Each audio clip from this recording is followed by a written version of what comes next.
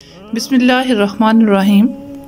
حضرت مولانا محمد مسیح اللہ صاحب نور اللہ مقدہ نے فرمایا کہ ایک عجیب و غریب اور حیرت انگیز واقعہ آپ کو سناتا ہوں، جس کو انہوں نے خود اپنے حضرت والا حضرت حکیم الامت تھانوی صاحب سے سنا تھا۔ فرماتے تھے کہ شیخ دھان جو کہ مکہ معظمہ میں ایک بہت بڑے عالم تھے، انہوں نے بیان کیا کہ مکہ معظمہ میں ایک مسلمان عالم کا انتقال ہوا، ان کو دفن کر دیا گیا۔ تھوڑے عرصے بعد ایک اور شخص کا انتقال ہوا۔ اس کے وارثوں نے یہ چاہا کہ اس کو بھی اسی عالم کی قبر میں دفن کر دیا جائے۔ چنانچہ ان کے حسب خواہش جب اس عالم کی قبر کھودی گئی تو دیکھا اس عالم کی لاش کی بجائے ایک حسین و جمیل لڑکی کی لاش رکھی ہوئی ہے۔ دیکھنے سے وہ لڑکی یورپین معلوم ہوتی تھی۔ سب کو حیرت ہوئی کہ یہ کیا معاملہ ہے۔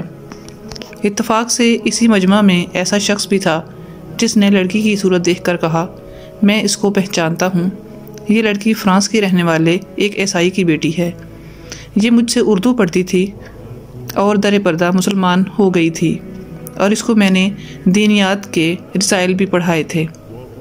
لوگوں نے کہا کہ اس کے یہاں منتقل ہونے کی وجہ تو معلوم ہو گئی کہ وہ مسلمان اور نیک تھی، مگر اس مسلمان عالم کی لاش کہاں گئی؟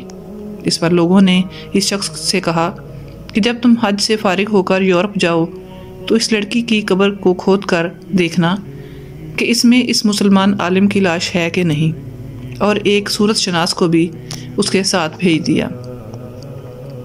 چنانچہ اس شخص نے یورپ آ کر اس کے والدین سے لڑکی کا حال بیان کیا۔ اس واقعے کو سن کر ان کو بڑی حیرت ہوئی۔ بالآخر یہ رائے ہوئی کہ اس لڑکی کی قبر کو کھودا جائے۔ چنانچہ قبر کھودی گئی تو واقعی اس کے تابوت میں اس کی لاش نہیں تھی، بلکہ اس کی بجائے وہی مسلمان عالم رکھے ہوئے نظر آئے۔ جب اس واقعے کی اطلاع مکہ معظمہ والوں کو پہنچی تو ان لوگوں کو فکر ہوئی کہ اس شخص کی لاش مکہ معظمہ سے کفرستان کس سبب سے منتقل ہوئی۔ سب نے کہا اس کی بیوی سے پوچھنا چاہیے کہ اس کا ایسا کون سا کردار تھا جس کی بنا پر اس سے یہ معاملہ کیا گیا، کیونکہ اس کے صحیح حالات کا اندازہ بیوی ہی بتا سکے گی۔ چنانچہ لوگ اس کے مکان پر پہنچے اور دریافت کیا کہ تیرے شوہر میں اسلام کے خلاف کوئی بات تھی؟ اس نے کہا کہ وہ تو بڑے نماز اور قرآن پاک کی تلاوت کرنے والے اور تہجد گزار تھے۔ لوگوں نے اس سے کہا ذرا سوچ کر بتاؤ، کیونکہ اس کی لاش مکہ معظمہ میں دفن کرنے کے بعد فرانس کفرستان پہنچ گئی ہے۔ کوئی بات اسلام کے خلاف ضرور تھی جو اس کی لاش کو کفرستان لے گئی۔ اس پر اس کی بیوی نے کہا، اور تو مجھے کچھ معلوم نہیں، البتہ اتنا معلوم ہے کہ جب وہ مجھ سے فراغت کے بعد غسل کا ارادہ کرتے تو یوں کہا کرتے تھے کہ نصارہ یعنی عیسائی ایک مذہب میں یہ بات بڑی اچھی ہے کہ ان کے یہاں غسل جنابت فرض نہیں۔